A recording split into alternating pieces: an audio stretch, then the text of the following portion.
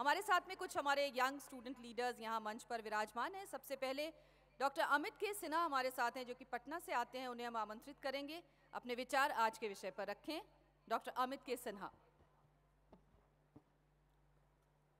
There is visible evidence all around of the dismal state of police across the country, manifested in growing lawlessness and a public experience of rising insecurity.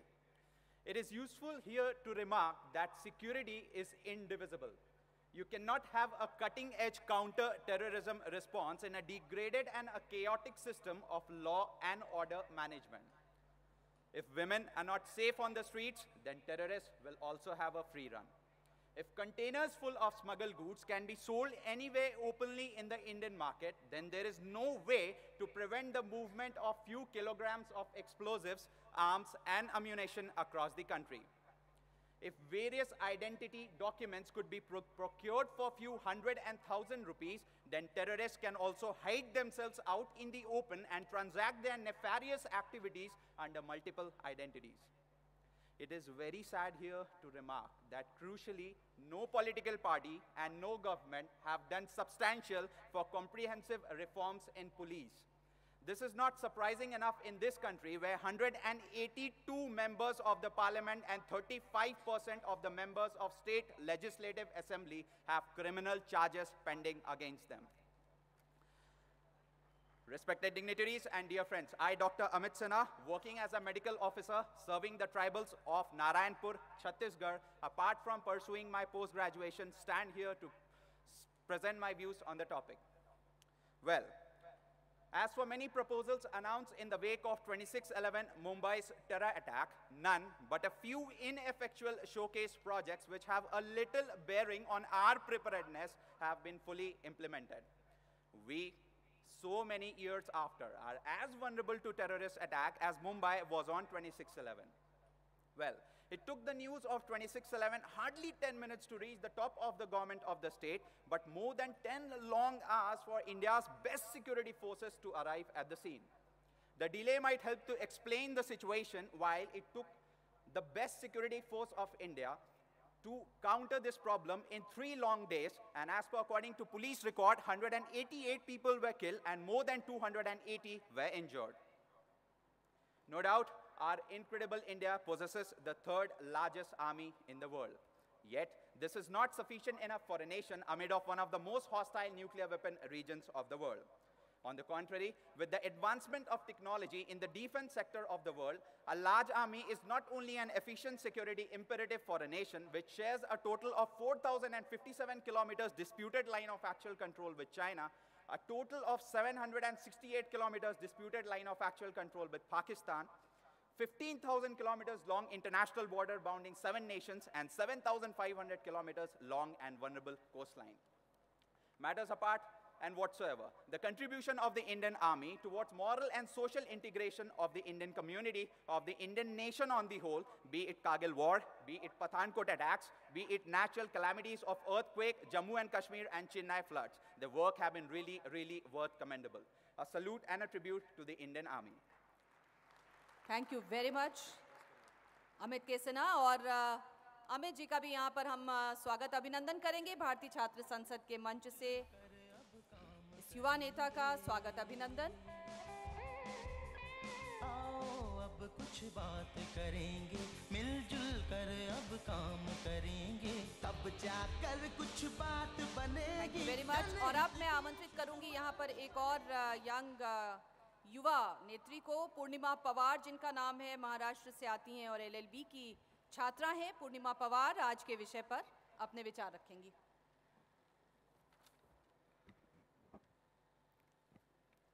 I have been where you fear to go. I have seen what you fear to see. I have done what you fear to do. All these things I've done for you. I am the one you lean upon, the one you cast your scorn on, the one you bring your troubles to. I have been all these people for you. The one you ask to stand apart, the one you feel should have no heart, the one you call the man in blue. And I am a human just like you. All the years I've come to see that I'm not the one you ask of me. So take my badge and take my gun. Will you take it? Will anyone? and when you see a person die and hear a battered baby cry, then will you know that you can be all those things you ask of me. A serious question asked to us by a grieving yet hardworking cop, to which I'm sure we have no reply.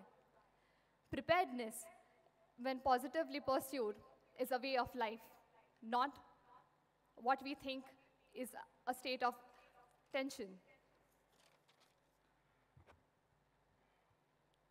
The military and the police have their own state of preparedness, as they work on different platforms, and hence, they are powerful in their own way. And I most certainly believe that they must not be compared. As citizens, we have seen that the military is called in to watch out for the civil services and the police, but never the other way around. The military is the ultimate weapon of our country and has to be powerful. The police force, on the other hand, also needs to be very responsible and sufficient. But that is unfortunately not what we see today. Because there are a lot of shortcomings, corruption, low efficiency, poor equipment, insufficient wages, and so on. But is that entirely their fault? There are a lot of limitations put over the police officers, at times by law, legislature, and also by the politicians. Too much of political interference in the police services has resulted in degradation in the quality and work and administration in the police services. Our sympathy and criticism is not what they need. What is required is a sense of deserving capability and recruitment in the government and proper facilities and administration. We must never forget that our army exists. Our army forces exist solely to ensure our nation is safe, so each and every one of us can sleep soundly at night, knowing we have guardians at the gate. But my dear friends, it is also very important for us to understand that our police officers put their lives on the line for us every single day. They have got a tough job to do. And still, even if they have made some mistakes here and there, the police have always made sure that they make the country intact and stable under all conditions. And hence, from the stage of 6th Bharatiya Chhatra Sansad, I, Purnima Pawar, salute to the men and women serving in the military and police forces of India, and to thank them that they have always been there and made India what it is today. Jai Hind. Thank you very much. Purnima Pawar ने बिल्कुल सही कहा। हमें salute करना चाहिए अपने सशस्त्र बलों को, अपनी आर्मी को, अपनी पुलिस के जवानों को जो कि रात दिन हमारी रक्षा करते हैं। और यहाँ पर सम्मान पूर्णिमा पवार जी का, राहुल कराट जी और निर्वासित तिब्बत के प्रधानमंत्री लोवांग सांगे जी द्वारा बहुत बहुत शुक्रिया। और अगले स्टूडेंट लीडर वक्ता जिनको मैं बुला रही हूँ, सुगंध प्रिया ओझा, जो कि बिहार से आती हैं, बीबीए की स्टूडेंट, अपनी बात रखेंगी। मंच पर आसीन सभी लोगों में सबसे छोटी हूँ, इसीलिए सभी छात्र नेताओं को नमस्कार और सभी को प्रणाम करती हूँ। लोकतंत्र के मंदिर की प्राचीर बनाने वाले, अपने लहू से खुददारी का चित्र बनाने वाले, अल्प शब्दों में कैसे इनकी असली तस्वीर रखूं, जो हैं शौर्य, पराक्रम और न्याय की तहरीर बनाने वाले। साल की शुरुआत होती है 2 जनवरी के पठानकोट के हमले से, और 2016 के गणतंत्र दिवस की सुबह होती है हमले के शहीद सुरक्षाकर्मी को कीर्ति चक्र से नवाजकर। इस तंग प्रतिवेश में आज विषय हमें दिया जाता है सैन्य बनाम आरक्षी मुस्तैदी की अवस्था। 2015 के जून में उग्रवादियों के बढ़ते आतंक को करारा जवाब देते हुए भारत की सेना ने सीमा को लांघकर म्यांमार में जो पराक्रम का परचम लहराया, उससे सैन्य शक्ति का विश्व पटल पर अमिट छाप छोड़ने का बल निसंदेह साबित होता है। कितनी मुस्तैद है सेना, बच्चा कितना तैयार है, ये हम तब सोच सकते हैं जब ये पता करें कि हमने उसे दिया क्या है। 13.9% आम बजट का। हाँ, बाहर से सब शाही लगता है काफ़ी, आलीशान बंगले, उनके बच्चों के लिए विशिष्ट विद्यालय, पर युद्ध के नाम पर निम्न कोटि के उपकरण, खराब पाठ पुर्जों से लैस हमारे लड़ाकू विमान, जिसने न जाने भारत माँ के कितने सपूतों की जान ले ली, उसके इतने नकारात्मक उदाहरण हैं कि आमिर खान को रंग दे बसंती जैसी फिल्म बनानी पड़ी। सैन्य और सरकार के बीच सिविल सेवा यानी ब्यूरोक्रेसी की एक चौड़ी दीवार, जो उनके लिए हमेशा से असुविधाजनक साबित होता रहा है। विश्व के सबसे ऊंचे रण क्षेत्र सियाचिन में जहां तापमान -61 डिग्री तक चला जाता है, सेना डटी रहती है। हवलदार गया प्रसाद का पार्थिव शरीर 18 वर्षों बाद मिलता है। ये है सेना का संघर्षपूर्ण जीवन, जिस पे प्रश्न करना मुझसे नहीं हो पाएगा। सेना युद्ध के लिए है, पुलिस सेवा शांति बरकरार रखने के लिए। तो क्या पुलिस भी उतनी मुस्तैद है? जहां शांतिपूर्ण विरोधकर्ताओं पर डंडे बरसाए जाएं, आदिवासियों के बर्छे के बदले पुलिस की गोलियां, क्या ये कारगर हैं? कमाल की बात तो ये है कि मोटे तगड़े तोंद वाले अंकल जी जाने कौन सी तंदुरुस्ती की परीक्षा देकर पास हो जाते हैं और भर्ती हो जाते हैं। अगर मुसीबत में भी फौज को आंतरिक मामलों में बुलाया जाए तो कितनी मुस्तैद है हमारी आरक्षी, हमारी पुलिस। ब्रिटेन में जहां एक ही परीक्षा प्रणाली है कांस्टेबल में भर्ती होने के लिए, जिसके बाद पदोन्नति होती है कार्य के आधार पर, हमारे यहाँ परीक्षा में भी भेदभाव है। इतनी त्रुटियों के बाद भी जो कहीं ना कहीं व्यवस्था में है, हम सुरक्षित घर में सो पाते हैं, सिर्फ इन सुरक्षा कर्मियों की वजह से। अंत में मैं सुगंध प्रिया ओझा भारतीय छात्र संसद के इस क्रांतिकारी मंच से छत्रपति श्री शिवाजी महाराज के जन्मस्थली पर आप सबसे अनुरोध करूंगी कि जो सेना अपने घर को छोड़कर, परिवार को छोड़कर वहां सीमा पर हमारे लिए मुस्तैद है, उनके लिए और देश के सबसे सक्रिय महाराष्ट्र पुलिस के लिए तालियों के साथ उनका सम्मान करें, उन्हें शुक्रिया कहें। है नमन उन सभी शौर्य के अमिट प्रतीकों को जिनके शमशीरों पर टिकी आज़ाद भारत की तकदीर है। धन्यवाद। बहुत बहुत शुक्रिया सुगंध प्रिया ओझा। और स्वागत अभिनंदन एक बार इस युवा नेत्री का श्री लोबसांग सांगे, जो कि BCS की गवर्निंग काउंसिल के सदस्य हैं, हमारे बीच निर्वासित तिब्बत सरकार की प्रधानमंत्री श्री सांगे द्वारा इस युवा नेत्री का यहाँ अभिनंदन। बहुत बहुत शुक्रिया। और आपकी जानकारी के लिए हम बताना चाहेंगे, आप जानते हैं कि हमारे बीच विशिष्ट अतिथि यहाँ पहुँचते हैं भारत भर से, जिनको यहाँ आमंत्रित किया जाता है आपसे अपने विचार साझा करने के लिए। और इस सत्र के लिए हमने विशेष रूप से एक ऐसे व्यक्तित्व को यहाँ आमंत्रित किया था जिसके नाम से आप सब परिचित हैं, जानी मानी पूर्व पुलिस अधिकारी श्रीमती किरण बेदी जी।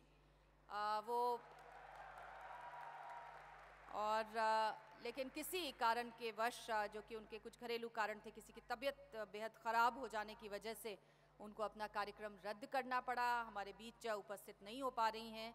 और हम गुजारिश करेंगे और पूरी कोशिश करेंगे कि अगले भारतीय छात्र संसद के इस मंच पर ज़रूर उन्हें आमंत्रित करें। आप सब उनको सुनना चाहते हैं, हम जानते हैं, लेकिन फ़िलहाल किरण बेदी जी ने आप सभी को अपनी ढेरों शुभकामनाएं भेजी हैं। एक बार ज़ोर से हम ताली बजाएंगे।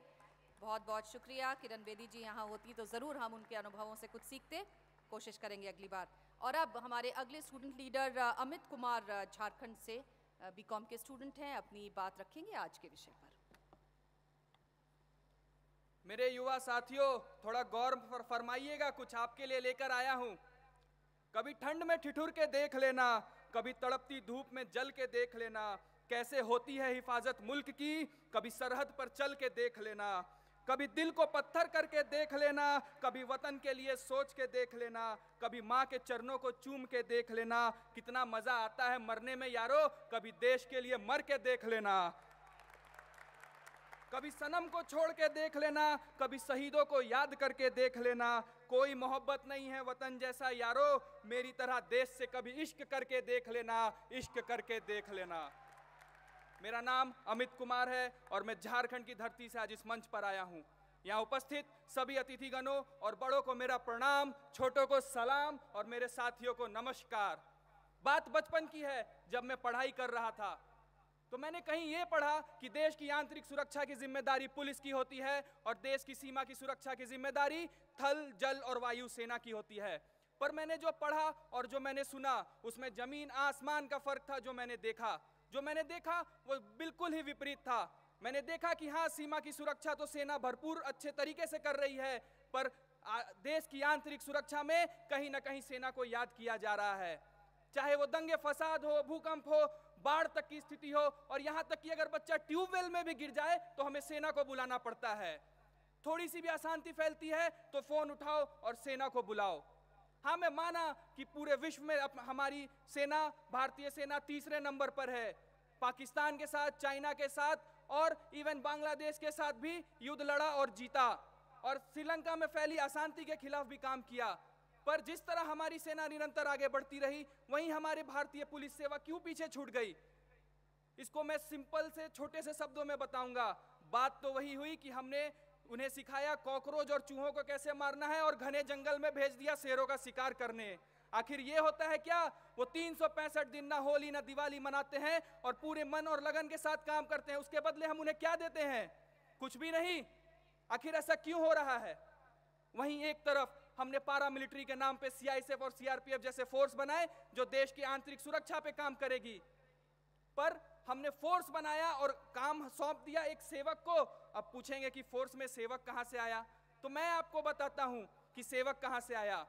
सीआरपीएफ का फुल फॉर्म होता है सेंट्रली रिजर्व्ड पुलिस फोर्स, और जो उनके कमांडेंट बनते हैं उनका ना वो आईपीएस अधिकारी होते हैं, और आईपीएस का फुल फॉर्म होता है इंडियन पुलिस सर्विस। और आज तक किसी ने ये नहीं गौर किया कि एक फोर्स का नेतृत्व हम सर्विस वाले लोगों को क्यों देते हैं।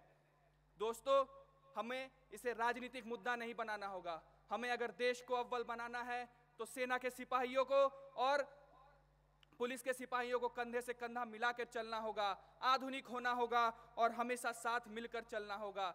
दोस्तों, मैं अपनी वाणी को विराम देने से पहले कुछ 4 पंक्तियां कहना चाहता हूं जो देश का हर सिपाही, देश का हर पुलिस वाला हमेशा गुनगुनाता है। किसी गजरे के खुशबू को महकता छोड़ के आया हूं, मेरी नन्ही सी चिड़िया को चहकता छोड़ के आया हूं, मुझे छाती से अपने तू लगा लेना ये भारत माँ, मैं अपनी माँ की बाहों को तरसता छोड़ के आया हूं। जय हिंद, जय भारत। बहुत बहुत शुक्रिया अमित। अमित MIT के स्कूल ऑफ गवर्नमेंट के छात्र हैं और उनकी ओजस्वी और क्रांतिकारी वाणी को आपने अभी सुना, और एसओजी की कोशिश यही है कि भविष्य के नेताओं को यहाँ तैयार किया जाए।